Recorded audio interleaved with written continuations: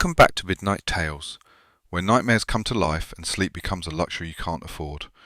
I'm your host, and tonight we're diving deep into the shadows with a story that will make you question every innocent face you see. Before we begin, if you're new here, make sure to hit that subscribe button and ring the notification bell. Trust me, you don't want to miss what's lurking in our upcoming episodes. And for those brave souls who've been with us since the beginning, thank you for joining me on this journey into darkness. Now, dim the lights, put on your headphones and prepare yourself for tonight's tale of supernatural terror. This is a story about adoption, about family, and about something ancient that refuses to stay buried. Are you ready? Then let's begin. The social worker's heels clicked against the hospital's linoleum floor as she approached room 237. Margaret Blackwood had seen it all in her 23 years of child services. Abuse cases that made her stomach turn, neglect that broke her heart, and families torn apart by circumstances beyond anyone's control. But nothing had prepared her for the call about the infant found in Millbrook Cemetery at the stroke of midnight, wrapped in a burial shroud and placed directly atop a grave dated exactly 100 years prior. The baby had no identification, no missing person reports matched his description, and most unsettling of all, he hadn't cried once since being found. Not during the medical examination, not when hungry, not even when the nurses drew blood. He simply watched with eyes that seemed far too knowing for someone barely 3 months old. Room 237, Margaret whispered to herself, checking her notes one final time. The adoption request had come through unusually fast. Thomas and Elena Crenshaw had been trying to conceive for over a decade, and when they heard about the abandoned infant, they immediately petitioned to adopt him. Their background check was pristine: successful careers, beautiful home in Rosewood Heights, stellar references. On paper, they were the perfect family for a child in need. Margaret pushed open the door and found Elena Crenshaw cradling the baby, her face illuminated with a joy that seemed to make the sterile hospital room glow. Thomas stood beside them, his hand resting protectively on his wife's shoulder. "He's perfect," Elena breathed, not looking up from the infant. "We're going to call him Gabriel." Margaret approached slowly, studying the child. Gabriel was unnaturally beautiful. Porcelain skin, thick dark hair, and those piercing blue eyes that seemed to track movement with impossible precision. But something felt wrong. The temperature in the room seemed to have dropped several degrees since she'd entered, and she noticed the flowers on the windowsill had begun to wilt.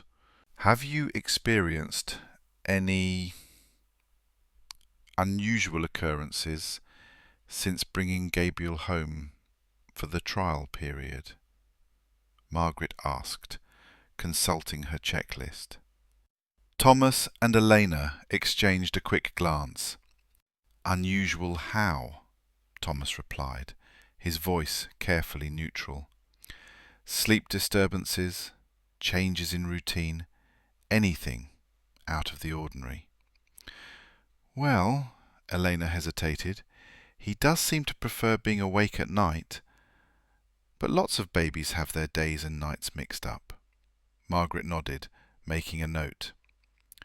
What Elena didn't mention was that Gabriel didn't just prefer nighttime.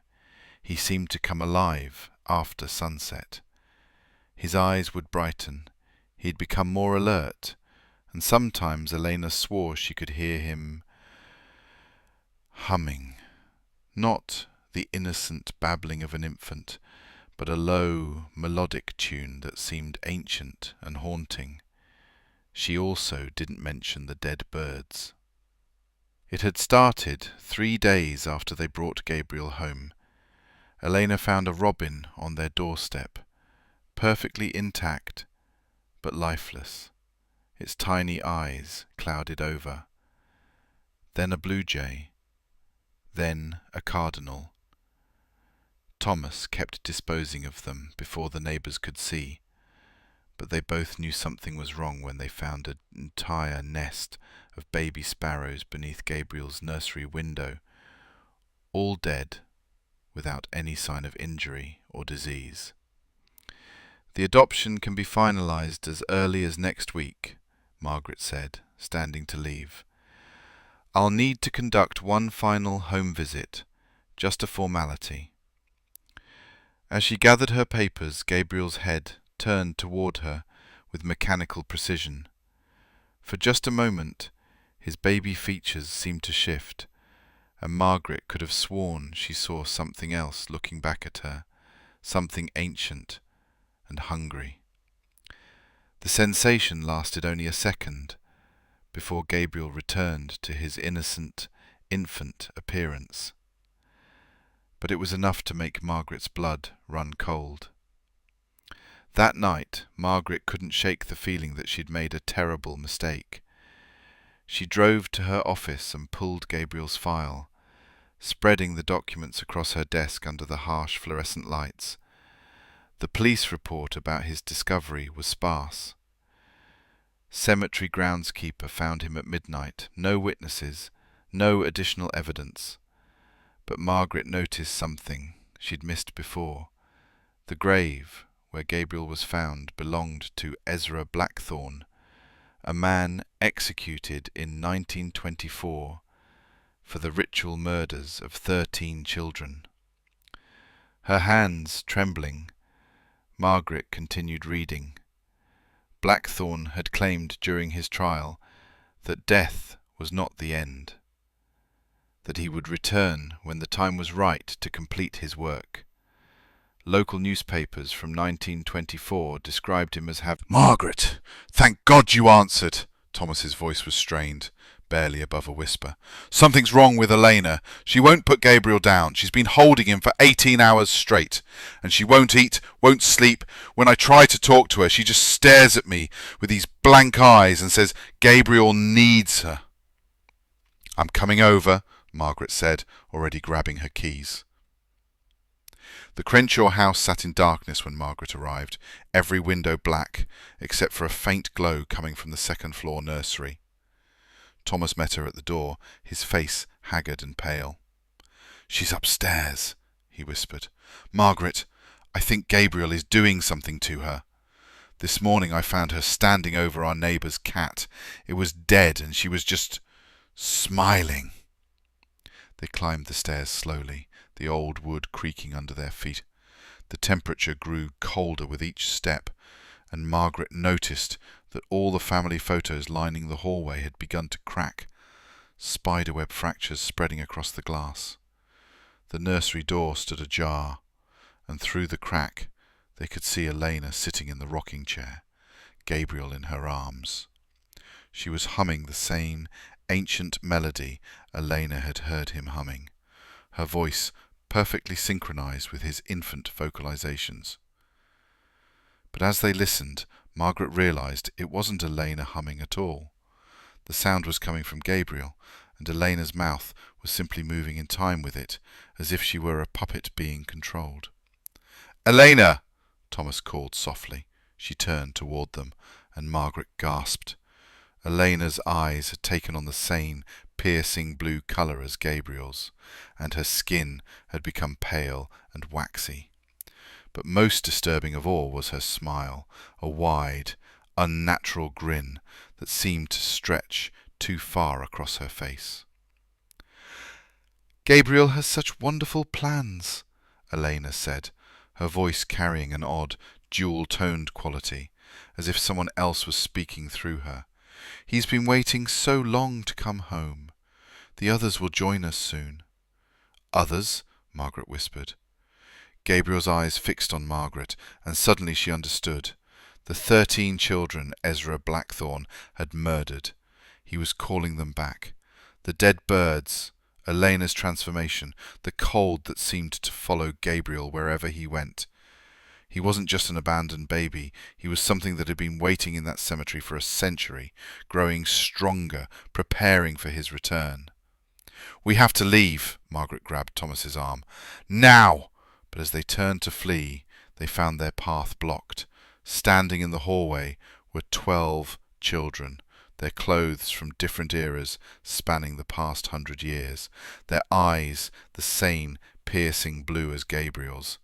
They stood perfectly still, watching with expressions of hungry anticipation. "You can't leave," Elena called from behind them, her voice now completely changed, deeper. And Margaret counted quickly. Herself, Thomas, Elena made 3, but as she looked closer at the children blocking their escape, she realized they weren't alone. Behind each ghostly child stood an adult, their faces blank and their eyes that same unnatural blue. Parents, teachers, social workers, everyone who tried to help these children over the past century, all of them claimed by whatever dark force had taken root in Gabriel. The baby began to laugh, a sound that no infant should be able to make, low, rich, and filled with malevolent joy. As his laughter echoed through the house, the temperature plummeted, and Margaret watched in horror as Thomas's breath began to mist in the suddenly frigid air. "Welcome to the family," Gabriel said, his voice that of a grown man emerging from an infant's throat. "We've been waiting such a long time to be complete." Margaret felt her will beginning to slip away, her thoughts growing fuzzy as Gabriel's influence crept into her mind. The last thing she remembered before the darkness took her was the sound of children singing, 13 voices raised in harmony, welcoming the dead back to life and preparing to call forth 13 more. When the police found the Crenshaw house 3 days later, it was empty, except for a rocking chair that moved back and forth on its own, and the lingering scent of grave dirt. The neighbours reported seeing a man carrying a baby walking through the cemetery at midnight, followed by a procession of figures that seemed to shimmer in and out of existence. The case was officially closed as a missing persons investigation, but the local cemetery groundskeeper knows better. Every night at the stroke of midnight he can hear them, voices singing in the darkness, growing stronger, calling others to join their eternal family.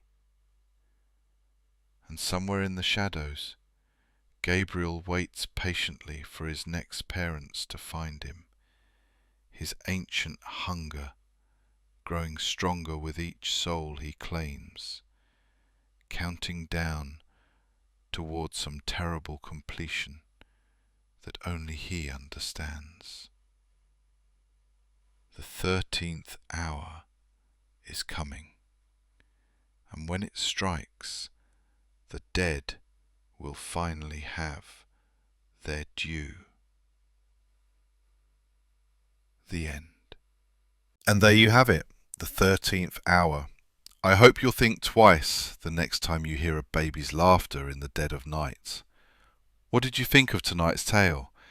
Did Gabriel's story send chills down your spine, or are you made of sterner stuff? Let me know in the comments below. I read every single one, and your reactions fuel these dark stories. If this story kept you on the edge of your seat, smash that like button and share it with someone who thinks they're brave enough to handle it. And remember, subscribing to Midnight Tales means you'll never miss a spine-tingling story. We upload new nightmares every week, each one designed to haunt your dreams. Before you go, here's something to ponder. They say children are innocent, but what if innocence is just a mask for something far more sinister? What if the most dangerous monsters are the ones we invite into our homes with open arms? Speaking of which, next week we'll be exploring the story of the collector's doll, a tale about antiques that should have stayed buried. You won't want to miss it. Until then, keep your doors locked, your lights on, and remember, some things are better left alone. Sweet dreams, if you can manage them. Don't forget to subscribe, like, and hit that notification bell. The darkness is waiting.